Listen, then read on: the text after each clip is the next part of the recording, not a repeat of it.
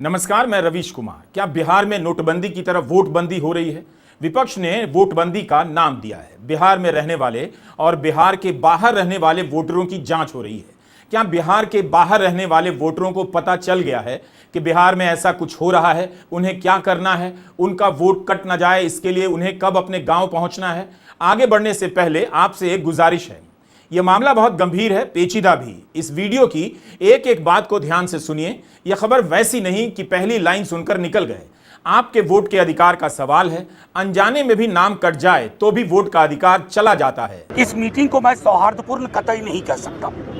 मेरे पास कोई कारण नहीं है। हम सब ने बिहार की चिंता रखी, गरीब गुरबे दलित पिछड़े अल्पसंख्यक मुसलमानों की चिंता रखी, लेकिन उस चिंता से जो चिंतन की व्युत्पत्ति होनी चाहिए थी उसका अभाव देखा हमने। मैंने कहा कि सौहार्दपूर्ण मैं कतई नहीं कहूंगा। मैं आपके समक्ष एक बहुत बात कहता हूं। बातचीत के क्रम में चुनाव आयोग की तरफ से 20% जो पलायन करके बिहार के वासी बाहर रहते हैं, निशाने पे वो भी थे, बेदखल करने में। उनमें से कई आप लोग भी होंगे। अगर किसी एक्सरसाइज का पर्पस इंक्लूजन के बदले एक्सक्लूजन हो जाए तो हम क्या ही कहें। राजद सांसद मनोज झा ने कहा कि बिहार से बाहर जो आबादी रहती है, जो मतदान के समय वोट करने आती है, उन्हें टारगेट किया जा रहा है। यह कोई सामान्य आरोप नहीं है। 2 करोड़ लोग बिहार से बाहर बताए जाते हैं। इनमें से बड़ी संख्या में लोग वोटर हैं, सभी जाति धर्म के हैं। यह मसला बहुत बड़ा है। इस पर हम इसी वीडियो में आगे विस्तार से बात करेंगे और आपको यह मसला ठीक से समझना भी चाहिए। लेकिन चुनाव आयोग की बैठक में आयोग के बर्ताव को लेकर एक और बड़ा सवाल सामने आ गया है और यह भी काफी सीरियस है। चुनाव आयोग ने ऐसा क्या कहा, ऐसा क्यों कहा कि 3 घंटे की बैठक से बाहर आकर 11 विपक्षी दलों के प्रतिनिधि स्तब्ध नजर आ रहे थे।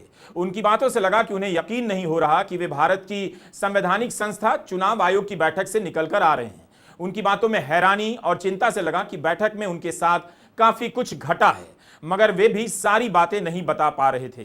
अब मुख्य चुनाव आयुक्त की जुबान से अगर मैं बोलूं, if I quote the CEC, अब न्यू नॉर्मल आ गया। ये उनके शब्द है, मेरे नहीं है। और धमकाते हुए लहजे में कहते हैं कि नया चुनाव आयोग है, नया नॉर्मल है। क्या नया नॉर्मल है साहब? नया नॉर्मल यह है कि अब चुनाव आयुक्त तय करेंगे कि कांग्रेस पार्टी से वो किस नेता से मिलेंगे। आप कौन है साहब? आप क्यों तय करेंगे? आप तय करेंगे कि कितने लोगों से मिलेंगे। आप तय करेंगे कि कब मिलेंगे। यह न्यू नॉर्मल है। अब हमें यह नहीं समझ में आया कि मुख्य चुनाव आयुक्त हैं, किसी के प्रति निजी टिप्पणी नहीं है हमारी, उन्होंने एक और परंपरा शुरू की। गुप्ता जी हैं वो, ज्ञानेश कुमार गुप्ता जी, अपना नाम ज्ञानेश कुमार लिखते हैं।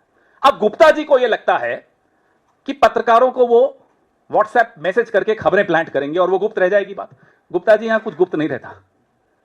आपने 24 घंटे का टाइमर लगा रखा है जिस नंबर से आप पत्रकारों को खबरें लीक करते हैं, वो सारे स्क्रीनशॉट्स हमारे पास भी आ जाते हैं। तो गुप्ता जी, आप शायद नए हैं चुनाव आयोग में, ज्यादा पुराने नहीं हैं। मैं आपको आज इस मंच से बता दूं, हम सब हंसते हैं फिर आपके उन संदेशों पर। वो संदेश गुप्त नहीं है गुप्ता जी, ध्यान रखिएगा। और दाएं बाएं से इंफॉर्मेशन लीक करेंगे, दाएं बाएं से जर्नलिस्ट को सोर्सेस करके खबरें चलाएंगे। एक तो वो टाइमर लगाना बंद कर दीजिए गुप्ता जी, हंसते हैं सब। स्क्रीनशॉट में 24 सेकंड लगते हैं, आप भले 24 घंटे का टाइमर लगा दो, उससे क्या होता है? क्या आयोग की तरफ से बातचीत का अंदाज कुछ अलग था? उसमें तल्खी थी, धमकी थी, झुंझलाहट थी, नाराजगी थी? विपक्ष के सांसदों ने ऐसा क्यों कहा कि सौहार्दपूर्ण वातावरण में बैठक नहीं हुई? क्या मुख्य चुनाव आयुक्त ज्ञानेश कुमार इस पर कुछ सफाई देना चाहेंगे? क्यों विपक्ष के नेता 2 जुलाई की बैठक से निकलकर चिंतित, भौचक, स्तब्ध नजर आए? जमाने से यही विपक्ष के नेता आयोग जाते रहे हैं। क्यों उन्हें इस बार हैरानी हुई कि आधे पौने घंटे तक अंदर नहीं जा सके? क्यों विपक्षी दलों से कहा गया कि एक पार्टी से 2 ही प्रतिनिधि आ सकते हैं? यह भी कहा गया कि पार्टी के अध्यक्ष आएंगे। विपक्ष ने आयोग के ऊपर पक्षपात होने के आरोप लगाए हैं, बीजेपी के दबाव में काम करने के भी आरोप लगाए हैं, लेकिन ऐसा कभी नहीं कहा कि आयोग के भीतर उनके साथ बातचीत सौहार्दपूर्ण माहौल में नहीं हुई। इस मीटिंग को मैं सौहार्दपूर्ण कतई नहीं कह सकता।